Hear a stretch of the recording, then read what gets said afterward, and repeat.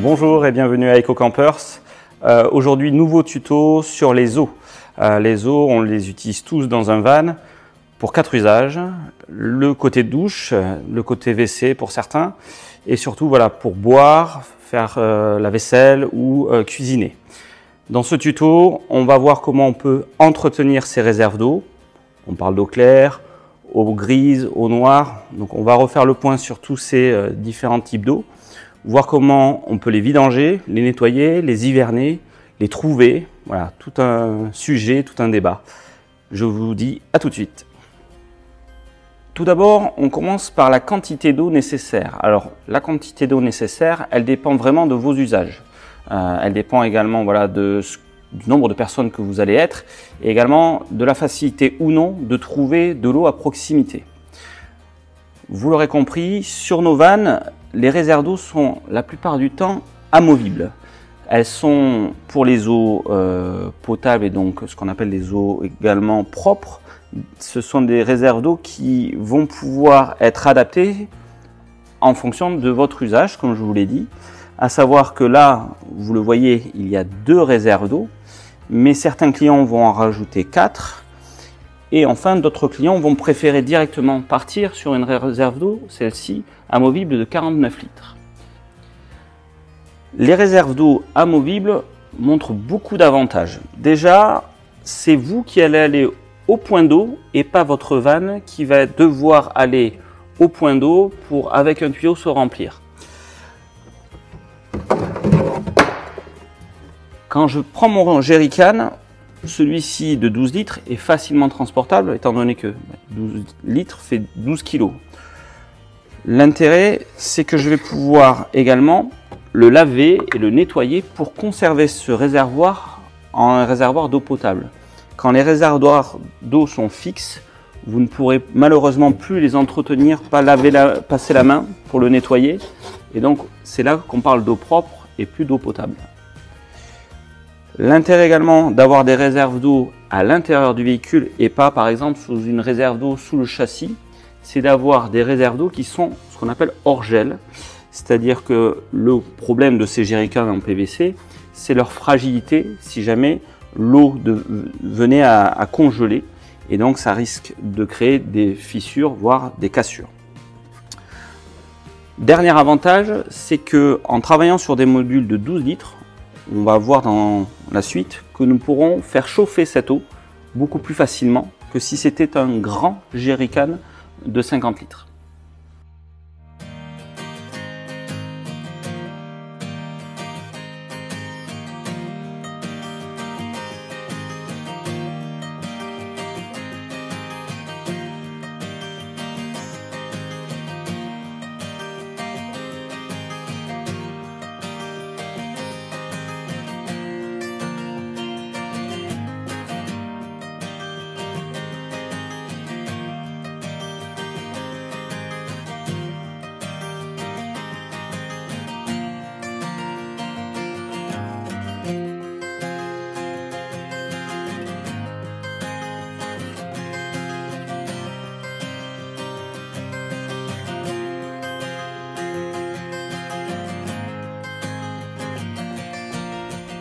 Vous le voyez ici, je viens d'installer la réserve d'eau de 49 litres.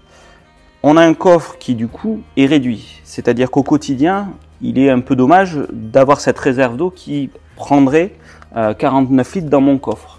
Là, si je mesure, effectivement, mon coffre, il ne fait plus que 108 cm sur un trio-style, alors que si je n'ai pas cette réserve d'eau, on a 130 cm. L'intérêt d'avoir des réserves d'eau comme ça amovibles fait que si vous avez un déménagement ou même au quotidien, ça ne sert à rien d'avoir 50 litres dans votre véhicule. Autant partir sur 12 litres que vous pourriez stocker dans cet espace ici. Et quand vous avez vraiment besoin de plus de quantité, vous mettez cette grande réserve de 49 litres, voire plutôt des modules de 12 litres. Et là, les jerrycans de 12 litres sont cumulables. On peut venir mettre 2 jerrycans de 12 litres ici et à l'arrière également 2 autres, ce qui nous fait 48 litres également. Alors pour faire un rappel sur les différents types d'eau et le nom qu'on leur donne. Vous allez voir que dans nos tutos, on parle toujours d'eau potable dans nos jerrycans parce que c'est de l'eau qu'on va avoir pris du robinet et qu'on va mettre dans un jerrycan qui lui est parfaitement nettoyé par nous-mêmes et où on maîtrise qu'il n'y ait pas de développement bactérien ou d'algues. Donc ces jerrycans-là, effectivement, quand on peut les nettoyer, on parle de jerrycan d'eau potable. En revanche, si on a une réserve d'eau qui, elle, est intégrée, comme je vous le disais, là, par contre, à un moment donné, on va dire au bout de 6-8 mois, ça dépend ce que vous mettez comme eau dedans, le fait qu'elle soit un petit peu mal purgée, on va se retrouver avec des petites algues qui feront qu'on parlera cette fois-ci d'eau propre.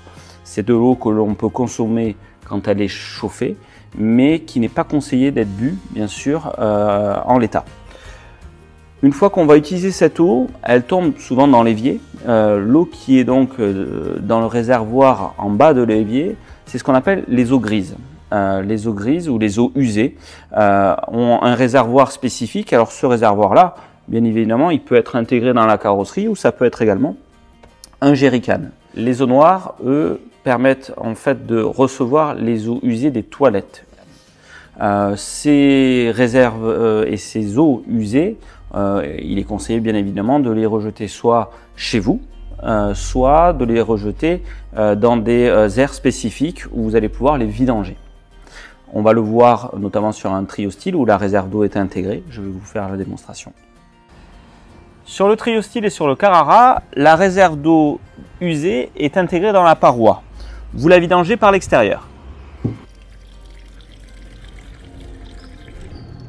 Sur l'aménagement Trio-Style et Carrara, il faut bien penser à verrouiller le robinet et ne pas bien sûr évacuer ces eaux grises dans la nature ou dans un pluvial.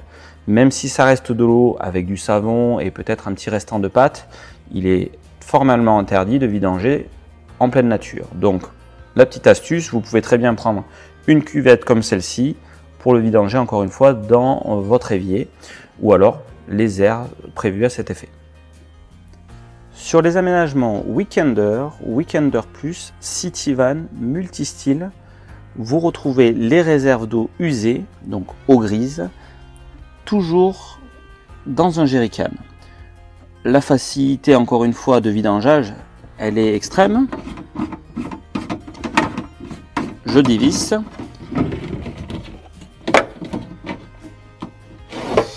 Je prends mon jerrycan et je vais directement le vidanger dans mon évier. Autre question, comment et où surtout trouver de l'eau potable? Alors, chaque van lifer a son astuce, je vais essayer de les résumer. Alors, il y a ceux qui vont vous dire qu'il y a 36 000 points en France de points d'eau, les cimetières. Moi, je vous conseillerais surtout les aires d'autoroute. Vous avez également des applications maintenant qui vont vous localiser et vous dire où est-ce que vous allez pouvoir trouver ces réserves d'eau.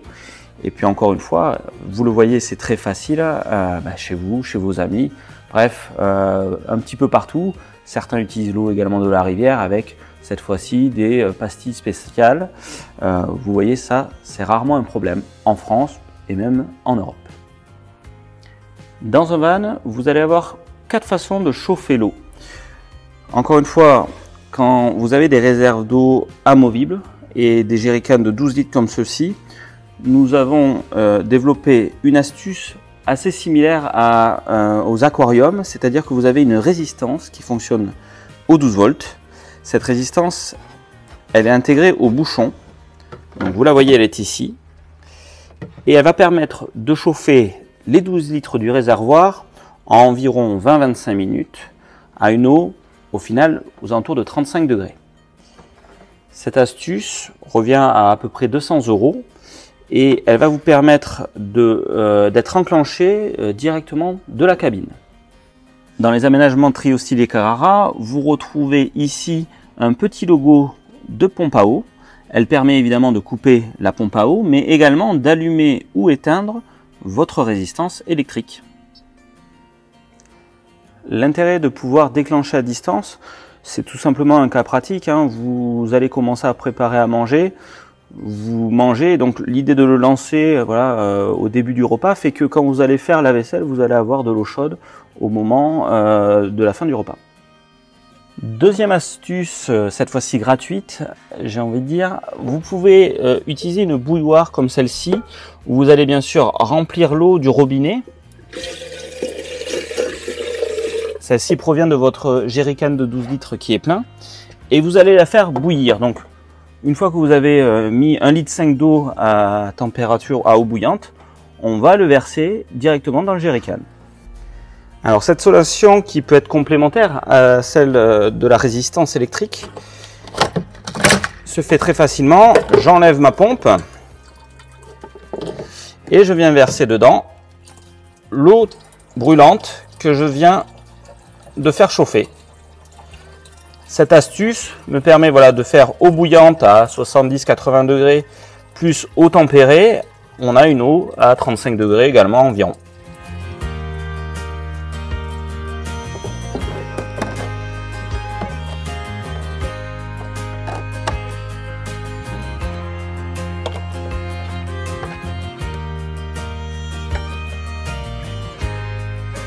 Il existe deux dernières techniques. Vous avez le boiler qui est de série sur le multistyle. C'est un système plus technique qui nécessite une installation assez complexe avec des purges automatiques.